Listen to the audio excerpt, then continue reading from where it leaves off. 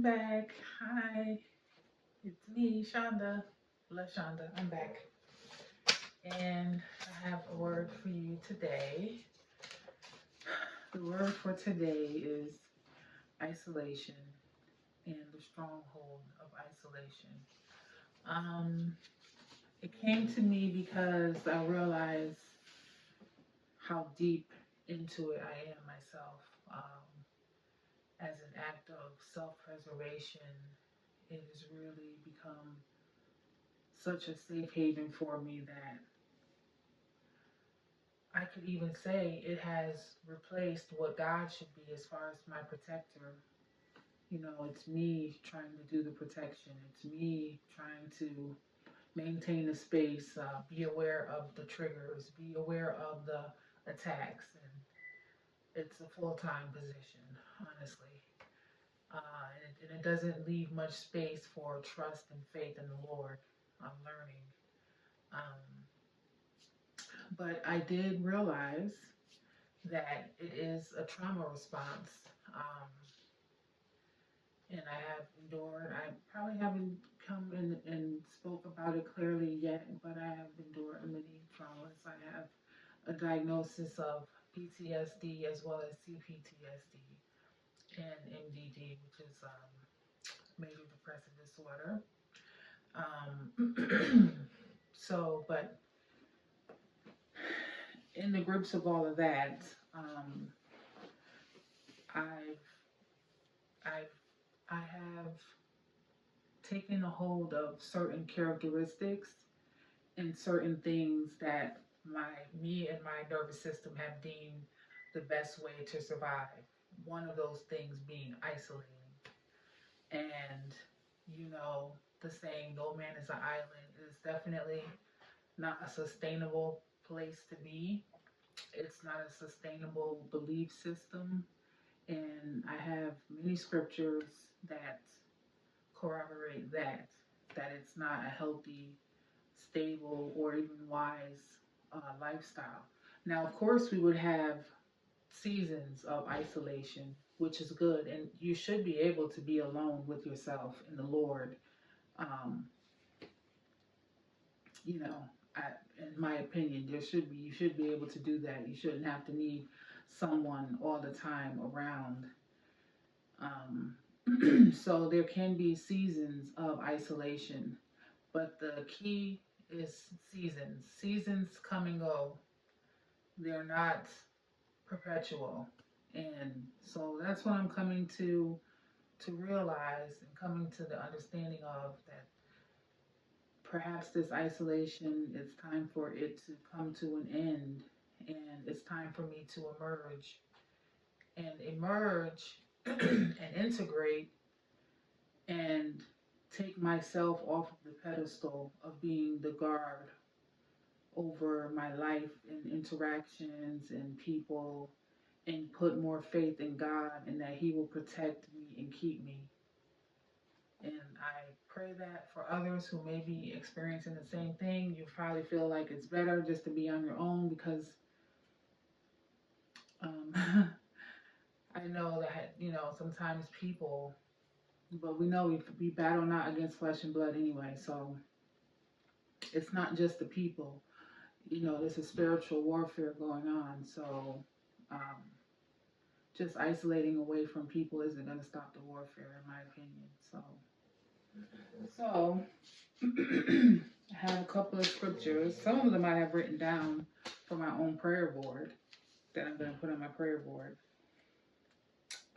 Proverbs 27, and quite a few of them are actually Proverbs. So Proverbs really, really, it's a good thing to do because there's 31 Proverbs. It's good to read one proverb a day. You can read one a day, and it just gives you the wisdom, gives you the understanding, like in each line. Um, and it's really encouraging, and it kind of can help you stay focused on your walk too, to read one proverb a day. So this is Proverbs 27:17. Iron sharpens iron, so a man sharpens the countenance of his friend. How can we do that if we are holed up in a room somewhere? like staying, keeping many feet between you and any other soul? How can we do the godly thing, and how can we ourselves be sharpened if we're not put out there into the fire, into the test, into the engagements? Um, that's how we get sharper. We can become very dull by isolating, you know. Proverbs 18:1, and this is really a good one. A man that isolates himself seeks his own desire. He rages against all wise judgment. And that one also coincides with another one that I don't have written down. Um, I think it's in the multitude of counselors there is safety. Let's see. In the multitude of counselors there is safety. Proverbs 11:14.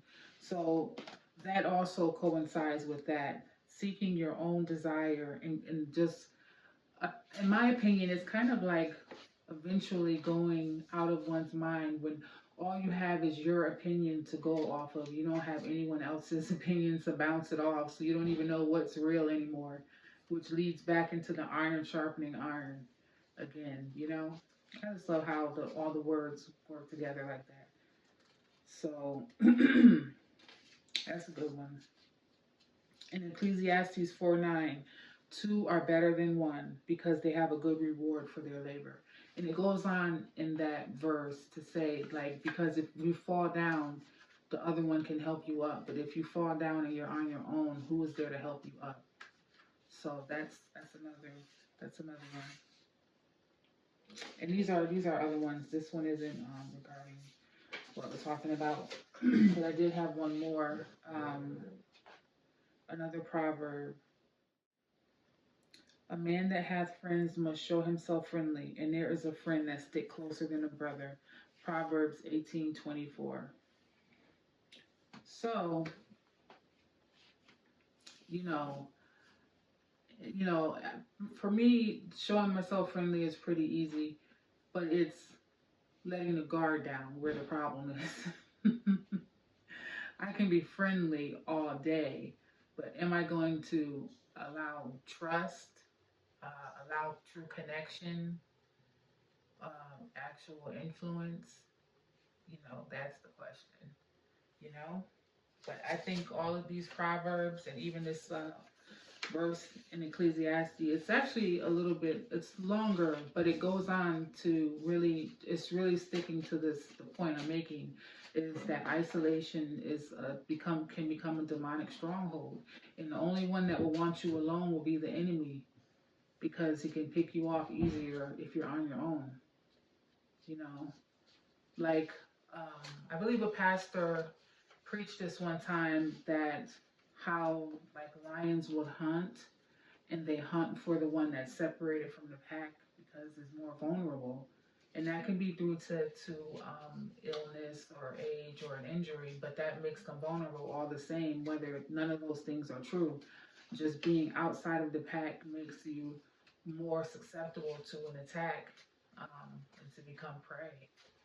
So, with that being said, how I'm going to remedy this is I'm going outside. And what I mean by going outside is I'm going outside of myself. I'm not relying on self, and I don't want myself to be an idol. I don't want my trauma to be an idol that dictates my life and my life expectancy and the value of my life or the conditions of my life. Um, oh, sorry about that. Um, so I'm going to step outside of what my mind is telling me is most comfortable and what I'm used to. And I think that's what we have to do in order to break free. I was actually just having this conversation earlier with my daughter when I was trying to tell her to move forward, to go back to do something. And then I used some of Newton's law about an object that's moving will stay moving unless an unbalanced force is placed on it, or an object that's steady will stay steady unless something moves it. And so that is what I have to do. And that is what you have to do. You have to actually put some force and make a change. Otherwise, things will stay the same. It's, it's a law of physics, actually. So, so that's what I mean by go outside. I'm going to go outside of myself. I'm going to go outside of my trauma responses. I'm going to go outside of what I have been programmed, or what I have programmed, even if it is that I program myself this way. I'm going to go outside of that and find what true destiny is, and find what the true will of the Lord is for my life. And I welcome you to do the same thing, to not give up, and to try new things. Honestly, sometimes we're our own worst enemy, and it's hard to see when itself. It's very much hard. It's easier to point outside, but you know what they say: when you're pointing one finger, there's four fingers pointing back at you. So I think this is a promising movement, a promising ideal to go forward with. So that's really all I wanted to say about that.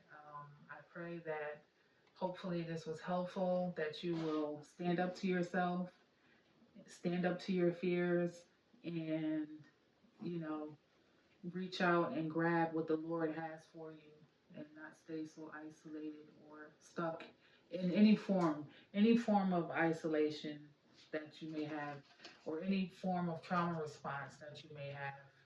To just try to step outside of those things, because they really are trying to keep us safe, and in our minds and in our nervous systems it is what has worked, but it's not, it turns out to be more detrimental than helpful.